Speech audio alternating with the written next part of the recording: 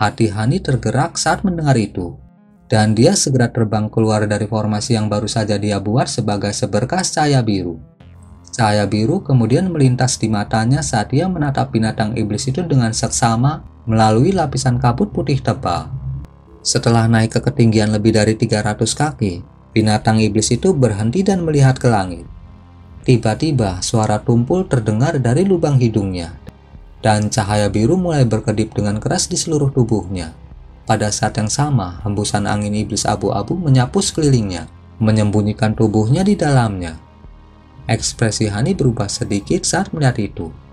Raungan yang menghancurkan bumi kemudian meletus dari dalam hembusan angin iblis, dan ledakan ki iblis yang kuat meletus ke langit.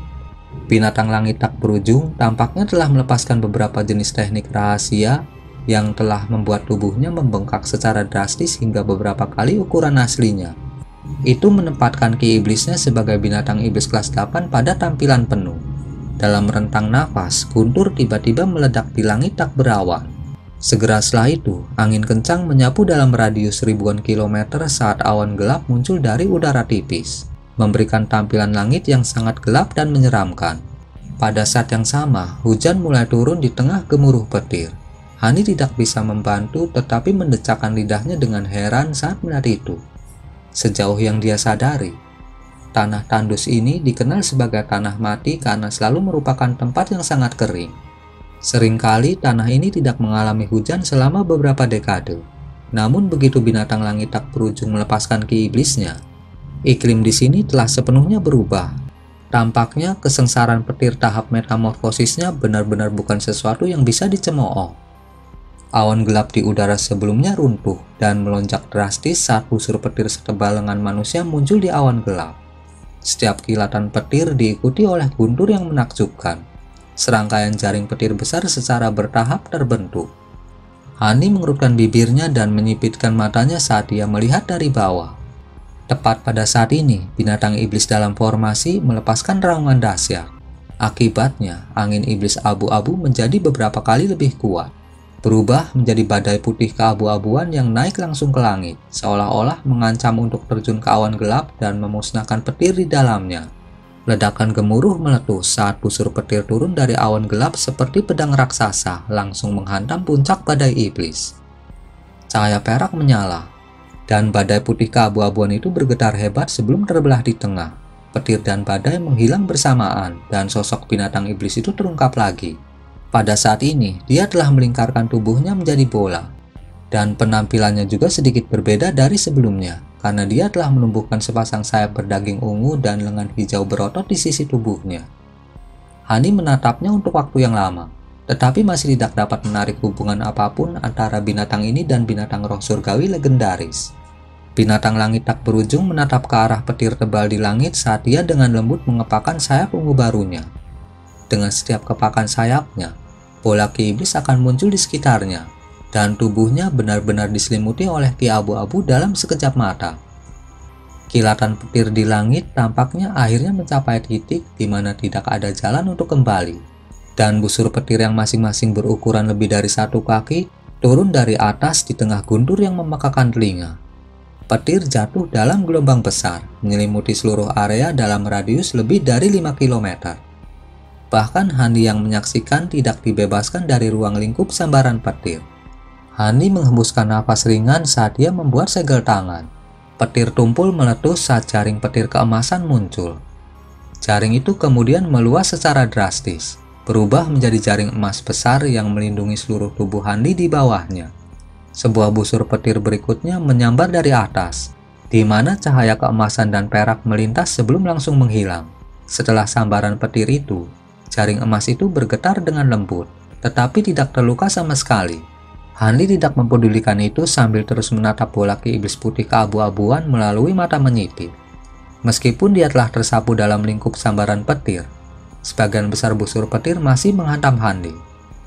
Binatang iblis itu berada di tengah-tengah area ledakan, dan sambaran petir yang menyambarnya berkali-kali lipat dari petir yang harus dihadapi Hani. Dengan mata roh Hani, dia bisa melihat bahwa awan ki putih keabu-abuan telah sepenuhnya dibanjiri oleh cahaya perak. Busur petir jatuh seperti hujan dan tidak ada cara untuk menghindarinya. wajah Hani tetap tanpa ekspresi, tetapi dia cukup terkejut secara internal. Dia telah menyaksikan kesengsaraan petir tahap metamorfosis sekali sebelumnya di Laut Bintang tersebar. Saat itu kura-kura iblis yang dia bunuh melampaui kesengsaraannya. Namun keributan dari kesengsaraan itu bahkan tidak bisa dibandingkan dengan yang satu ini. Dan pada saat itu, kura-kura iblis telah mencapai tahap akhir dari transendensi kesusahannya. Sedangkan binatang langit tanpa akhir baru saja dimulai. Sulit untuk membayangkan betapa gilanya kesengsaraan ini pada tahap akhir. Mungkinkah binatang iblis yang berbeda mempengaruhi tingkat kesengsaraan petir? Ketika Hani memikirkan tentang hal itu, dia menyadari bahwa sebenarnya tidak banyak buku di dunia manusia yang menggambarkan kesengsaraan binatang iblis. Pada kasus yang jarang terjadi ketika topik ini disebutkan, urayanya selalu sangat singkat dan hanya mengungkapkan sedikit informasi. Kesengsaraan petir tahap metamorfosis eksklusif untuk binatang iblis dan tidak ada hubungannya dengan kultivator manusia. Jadi tidak mengherankan bahwa hampir tidak ada catatan tentang masalah ini. Bahkan jika ada kultivator manusia yang ingin tahu tentang topik ini, itu adalah kesempatan yang sangat langka untuk dapat menyaksikan proses kesengsaraan dari binatang iblis bermutu tinggi. Bagaimanapun, binatang iblis berada dalam kondisi paling lemah setelah proses kesengsaraan mereka. Jadi tidak mungkin mereka mengizinkan kultivator manusia untuk menyaksikan dari dekat. Meskipun Hani agak bingung, tetapi dia tidak terlalu memikirkan masalah itu. Bagaimanapun, pada level kekuatannya saat ini, kesengsaraan petir ini bukanlah masalah besar baginya. Setelah serangan berkelanjutan dari busur petir untuk waktu yang singkat, petir di langit untuk sementara mereda. Hani melihat dari bawah untuk menemukan bahwa Ki Iblis Putih keabu-abuan dalam formasi sudah compang-camping, dan hanya lapisan yang sangat tipis yang tersisa. Binatang langit tak berujung mengambil keuntungan dari jeda sementara ini untuk membuat serangkaian segel tangan saat sayapnya yang berdaging mengepak dengan cepat. Pada saat yang sama, itu membuka mulutnya yang besar dan juga meledakkan semburan Ki Iblis abu-abu. Dengan demikian, bola Ki Iblis yang beberapa kali lebih padat dari yang sebelumnya terbentuk dalam sekejap mata, membungkus binatang iblis itu di dalam lagi.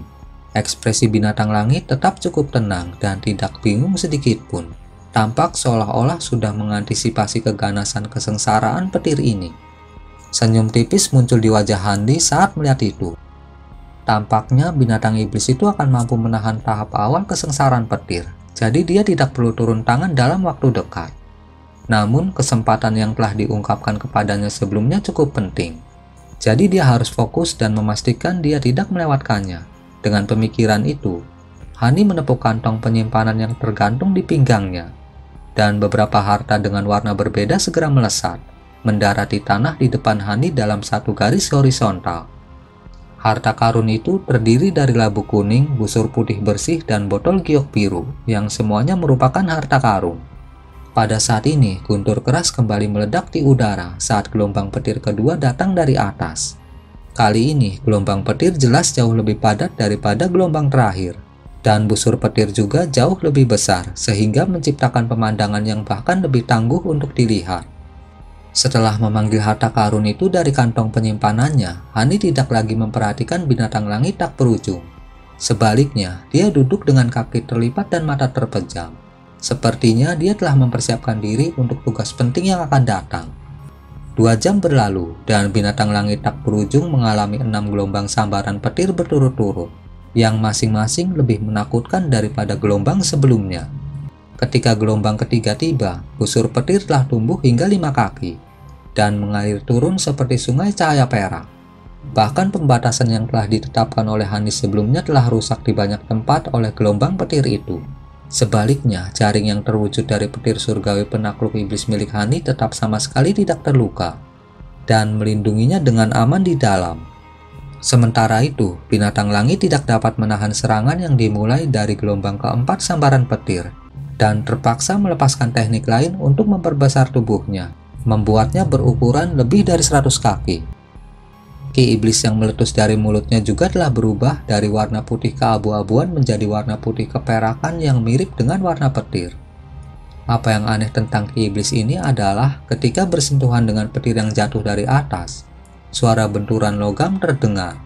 Sebagian besar busur petir ditolak sebagai akibat dari bentrokan.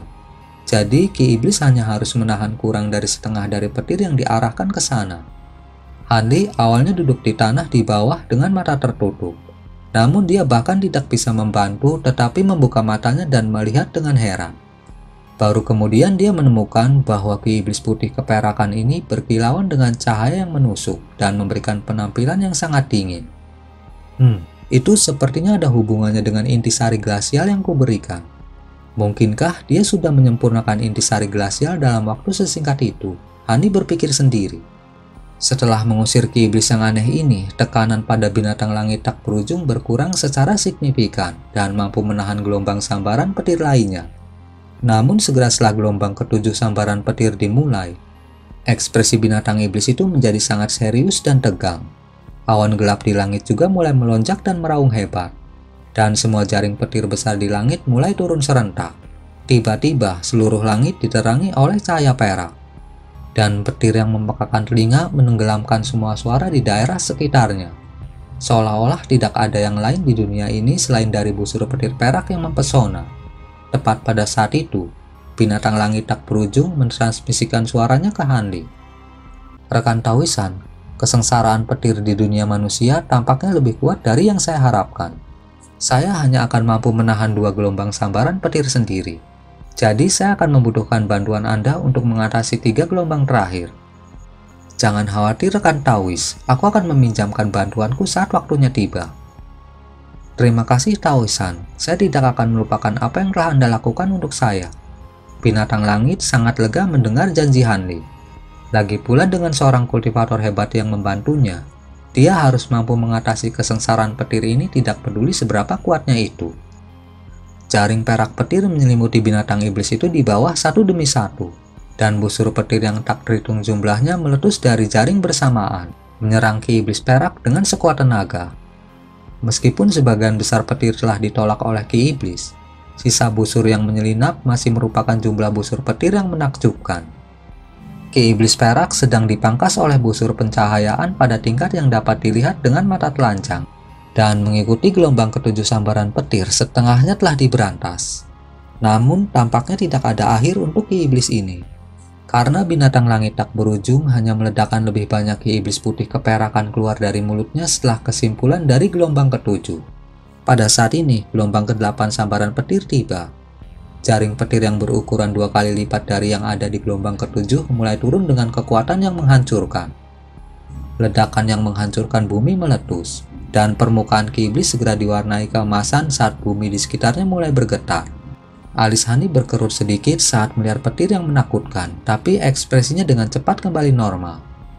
Namun dia perlahan berdiri dan mulai mengamati langit seolah-olah dia sedang mencari sesuatu. Tiba-tiba ekspresi Hanli berubah saat dia tiba-tiba menundukkan kepalanya. Dia mengarahkan pandangannya ke tempat tertentu di kejauhan, dan pandangan aneh muncul di matanya. Itu menarik. Saya tidak berpikir makhluk seperti itu ada di wilayah selatan surgawi. Gumam Hanli pada dirinya sendiri sebelum tiba-tiba menjentikan 10 jarinya ke tanah secara berurutan. 10 benang merah tipis pendek menghilang ke tanah dalam sekejap. Hanli melihat ke bawah ke tanah di bawahnya dan senyum dingin muncul di wajahnya. Tiba-tiba bumi bergetar hebat dan raungan mengerikan meletus saat gumpalan besar tanah meledak ke langit. Di dalam tanah kuning dan pasir, makhluk raksasa muncul dari tanah. Bagian atas dari tubuh besarnya telah diikat oleh benang tipis yang memancarkan api merah. Benang itu telah melilit tubuhnya 7 atau 8 kali, membuat kulitnya hangus dan membuatnya melolong kesakitan. Hanli dapat mengambil kesempatan ini untuk melihat sekilas penampilan makhluk itu. Itu adalah makhluk kuning besar yang tampak seperti cacing raksasa. Namun ada antena berdaging yang tak terhitung jumlahnya dengan ukuran berbeda tumbuh di seluruh bagian atas tubuhnya, yang semuanya meronta-ronta dengan keras. Namun fitur yang paling menarik perhatian adalah tanduk emas besar di kepalanya, yang berkilauan dengan cahaya yang menyilaukan. Yang lebih mencengangkan adalah ketika jaring petir di langit turun dan mendarat di dekat makhluk ini. Tanduk di kepalanya akan berkedip tidak menentu, dan semua petir akan tersedot ke arah tanduk sebelum menghilang ke dalamnya. Itu cacing narwal, bagaimana bisa begitu besar? Dan jika kuingat dengan benar, tanduk binatang iblis ini seharusnya berwarna putih. Pandangan bingung muncul di mata Hanli saat dia melihat raksasa yang marah di depannya. Cacing narwal raksasa mengeluarkan raungan kesakitan dan gua mulut yang mengerikan tiba-tiba terbelah di atas kepalanya yang halus. Mulutnya dipenuhi dengan taring ganas yang tajam dan cahaya perak menyala, di mana busur petir yang sangat tebal melesat dari dalam. Petir surgawi yang telah diserap oleh tanduk emas seperti penangkal petir sekarang digunakan oleh binatang iblis sebagai serangan, dan serangan itu tidak lain ditujukan pada Handi. Itu bahkan mencapai kecerdasan. Sepertinya itu adalah semacam makhluk roh mutan. Bukannya khawatir, Handi sangat gembira melihat itu. Dia menggosok kedua tangannya sebelum mengangkatnya sekaligus, dan dua busur petir setebal lengannya melesat ke depan, menabrak busur petir perak tebal dalam sekejap mata. Setelah ledakan yang menggelegar, kilat emas dan perak saling terkait satu sama lain seperti ular piton raksasa.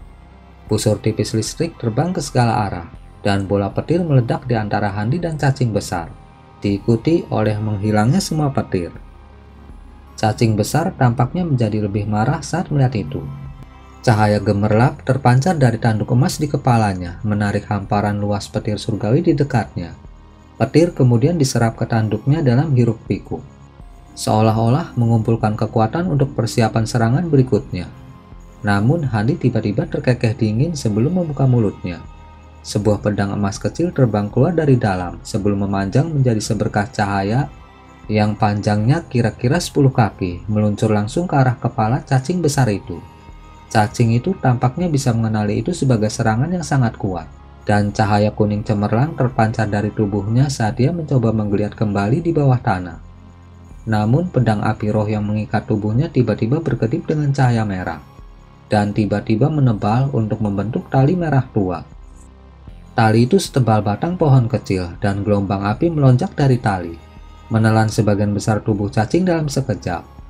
Cacing besar itu jatuh ke dalam keadaan kaget dan ngeri saat tanduk emasnya tiba-tiba berhenti menyerap petir, meledakkan hamparan cahaya keemasan yang luas menuju gelombang api yang menelan tubuhnya sebagai gantinya. Saat cahaya keemasan melintas, petak besar api tersapu dan juga diserap ke dalam tanduk emas. Cacing narwal raksasa ini tidak hanya dapat menyerap petir surgawi, bahkan dapat melakukan hal yang sama pada api. Namun ketika sebagian besar api telah diserap oleh cacing raksasa, seberkas cahaya keemasan yang telah dilepaskan oleh Handi sebelumnya sudah ada di atasnya. Cahaya keemasan berubah menjadi pedang besar sebelum jatuh dengan kekuatan ganas. Cacing besar mencambuk kepalanya, dan tanduk emasnya membesar menjadi lebih dari 2 kali ukuran aslinya saat bertemu dengan pedang raksasa. Dentang keras terdengar saat pedang dan tanduk bersentuhan satu sama lain. Cahaya keemasan yang menusuk memancar keluar, dan pedang raksasa itu dipukul mundur oleh tanduk emas. Sementara tanduk emas tetap sama sekali tidak terluka. Namun tepat pada saat itu, busur petir biru melintas di atas kepala cacing besar itu, dan Handi muncul dari udara tipis dengan sayap badai petir di punggungnya. Dia menyapu tangan di udara, dan semburan pedang emas kilainya melesat dengan kecepatan luar biasa, menusuk lubang besar dengan diameter mangkuk ke dalam tubuh binatang itu bahkan sebelum bisa bereaksi. Darah hijau mulai keluar dari luka, tapi cacing itu terlalu besar. Luka yang akan terbukti mematikan bagi kultivator normal sama sekali tidak penting bagi binatang iblis ini, dan rasa sakit hanya membuatnya semakin marah.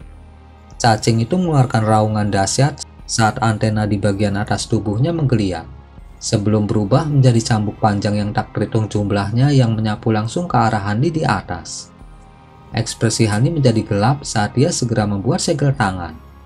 Selusin atau lebih pedang emas kecil segera muncul di berbagai bagian tubuhnya sebelum berputar-putar di udara, menciptakan penghalang pedang yang melindungi Handi dengan aman di dalam.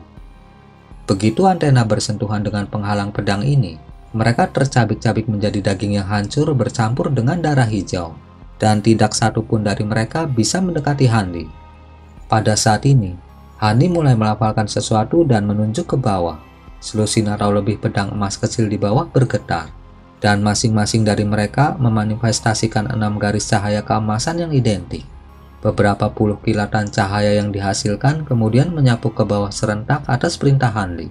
Cacing itu tercengang saat melihat itu, dan dia segera membuka mulutnya yang besar untuk meledakkan busur kilat perak dan bola api merah dalam hiruk pikuk, berusaha mati-matian untuk menahan seberkas cahaya kemasan itu.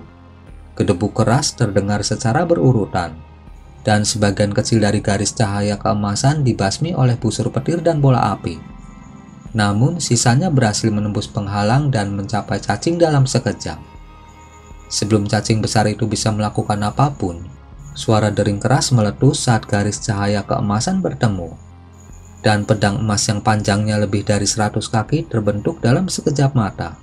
Cahaya keemasan kemudian bersinar dan pedang raksasa itu terbang seperti kilat dalam lingkaran di sekitar pinggang cacing. Raungan penderitaan yang menghancurkan bumi meletus dari mulut cacing saat sejumlah besar darah hijau jatuh seperti air terjun. Tubuh besar cacing itu telah diiris dengan rapi menjadi dua. Tepat saat Hani sedang menarik serangannya, pergantian peristiwa yang luar biasa terjadi. Tepat setelah cacing besar itu diiris menjadi dua, bagian atas tubuhnya tiba-tiba terlempar ke udara, membuka mulutnya yang besar saat terbang menuju Hanli. Pada saat yang sama, cahaya kuning bersinar dari bagian bawah tubuh cacing, dan antena yang tak terhitung jumlahnya tumbuh dari permukaan kulitnya. Secara instan membuatnya sangat mirip dengan bagian atas tubuhnya. Ledakan keras kemudian terdengar saat bagian bawah tubuh cacing itu jatuh dengan kepala lebih dulu ke tanah dan menghilang. Hanli awalnya goyah saat melihat itu, tapi dia dengan cepat mengangkat alisnya saat dia membuat segel tangan. Pada saat yang sama, dia dengan cepat mengucapkan kata meledak. Cahaya merah langsung menyala dari tali tebal yang membara yang mengikat tubuh cacing sebelum meledak sendiri. Setelah ledakan gemuruh, awan jamur raksasa muncul, benar-benar menelan bagian atas tubuh cacing. Dan semburan jeritan mengerikan keluar dari mulutnya yang besar. Tanduk emas di kepalanya tidak mampu menyerap api yang begitu ganas dalam waktu singkat. Pada saat yang sama, pedang besar di bawah berputar di udara, menebas awan jamur seperti kilat. Pekikan di dalam awan jamur segera terhenti saat darah hijau jatuh dari langit seperti hujan. Dua bongkahan besar daging hangus yang mengeluarkan bau busuk juga turun dari langit, sebelum jatuh dengan keras ke tanah. Baru kemudian, Hani menyapu indera spiritualnya ke tanah dengan cara yang tidak tergesa-gesa. Setelah melakukannya, dia menemukan bahwa separuh cacing lainnya tidak bergerak dengan sangat cepat, hanya membenamkan dirinya beberapa kilometer ke dalam tanah. Adapun apakah itu kecepatan normal cacing atau apakah kecepatannya telah terhambat secara drastis karena luka-lukanya, Hani tidak tahu. Namun tidak ada gunanya memikirkan masalah itu. Melihat cacing tidak bisa pergi terlalu jauh akan sangat mudah bagi Hani untuk memburunya. Karena itu, dia menepuk kantong makhluk roh yang tergantung di pinggangnya, dan semburan cahaya keemasan yang tak terhitung jumlahnya melesat dari dalam. Di tengah suara mendengung yang keras dan terus-menerus, awan kumbang emas muncul di atas kepalanya. Hani menunjuk ke tanah tanpa ekspresi.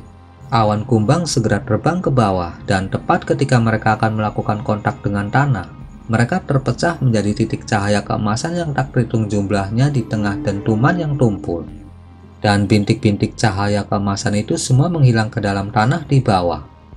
Hani mengalihkan perhatiannya dari tanah dan menunjuk ke awan jamur di dekatnya. Awan jamur besar tiba-tiba mulai menyusut dengan kecepatan tinggi, kembali menjadi tali tebal yang berapi-api pada akhirnya. Namun tampak jelas bahwa api yang berkilauan di sepanjang tali telah redup dibandingkan dengan kecerahan sebelumnya.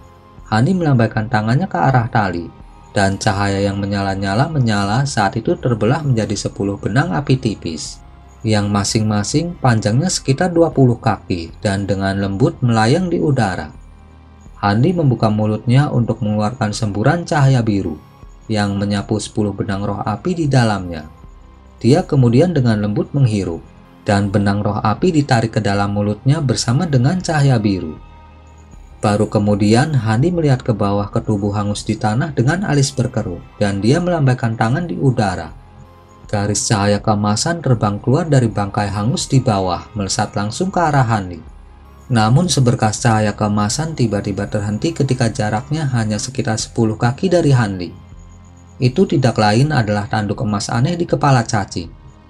Tanduk itu tampaknya tidak terlalu besar jika dibandingkan dengan ukuran tubuh cacing besar itu. Tetapi sebenarnya panjangnya sekitar 5 hingga 6 kaki. Tanduk itu berkilauan dengan cahaya keemasan, dan ada beberapa tanda misterius yang terlihat tidak jelas di permukaannya. Hani memeriksa tanduk itu dengan mata menyipit. Meskipun dia sangat penasaran dengan benda ini, dia tahu bahwa ini bukan waktunya untuk melakukan pemeriksaan yang cermat dan menyeluruh. Karena itu, dia memikirkannya sebentar sebelum melemparkan beberapa segel mantra ke benda itu. Cahaya spiritual melintas di atas permukaan tanduk emas, dan itu menyusut menjadi kira-kira setengah kaki panjangnya dalam sekejap mata.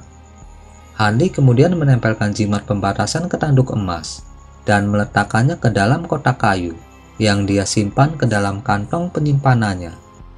Setelah melakukan semua itu, Handi bertepuk tangan dengan ekspresi senang di wajahnya.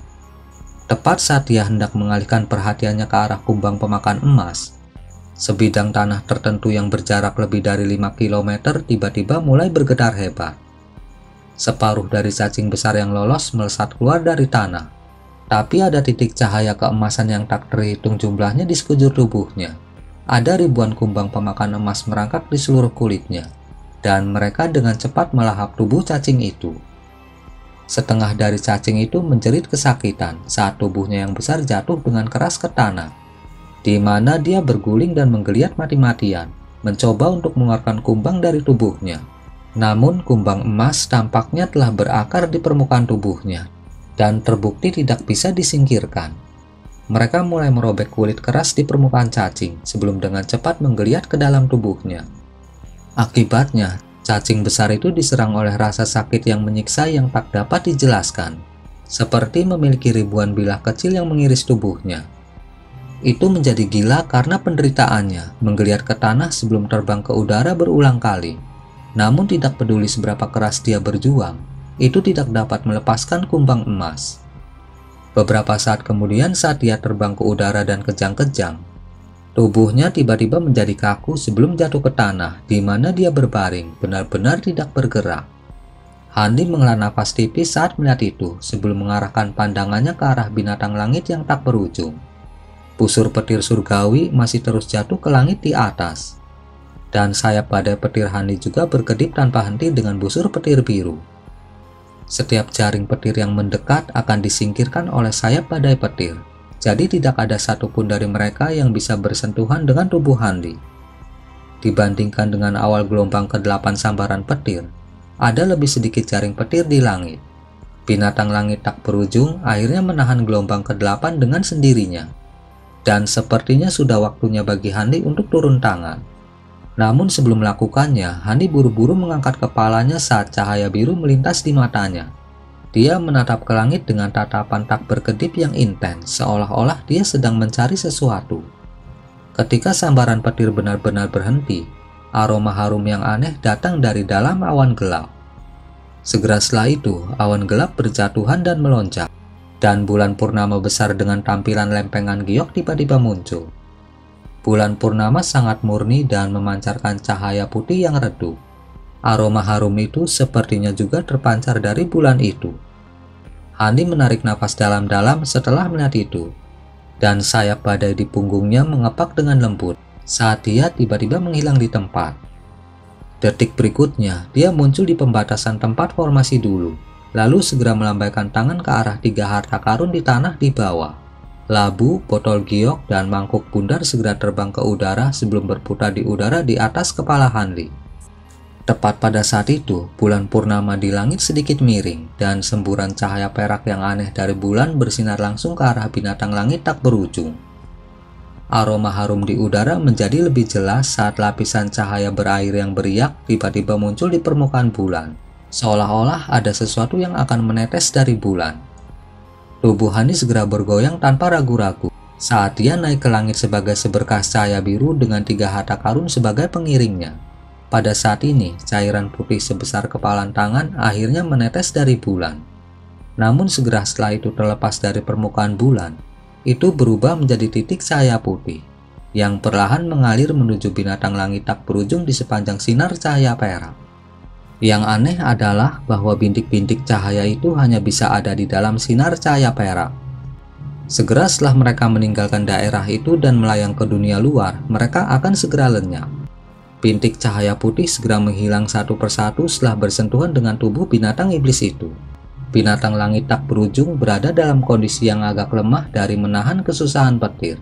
Tetapi segera setelah dia menyerap beberapa titik cahaya putih, dia segera sepenuhnya dihidupkan kembali. Semburan ki iblis dikeluarkan dari mulutnya, menangkap semua bintik cahaya putih yang jatuh dari atas sebelum menghisapnya ke dalam mulutnya. Proses ini tampaknya memberikan beberapa bentuk rangsangan untuk binatang iblis itu, karena tubuhnya mengembang secara drastis sekali lagi. Cahaya di atas permukaan bulan beriak, dan bola cairan lain perlahan-lahan menetes ke bawah, sebelum juga berubah menjadi titik cahaya putih yang tak terhitung jumlahnya.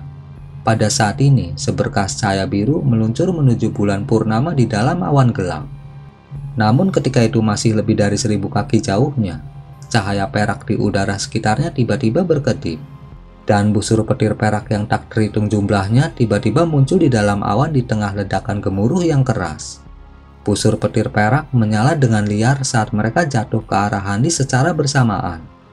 Tiba-tiba, seolah-olah ular perak yang tak terhitung jumlahnya melemparkan diri mereka ke Handi sekaligus, menciptakan pemandangan yang cukup luar biasa untuk dilihat. Terlepas dari semua gejolak badai yang dialami Handi di masa lalu, dia masih ketakutan oleh pemandangan yang terbentang di depan matanya.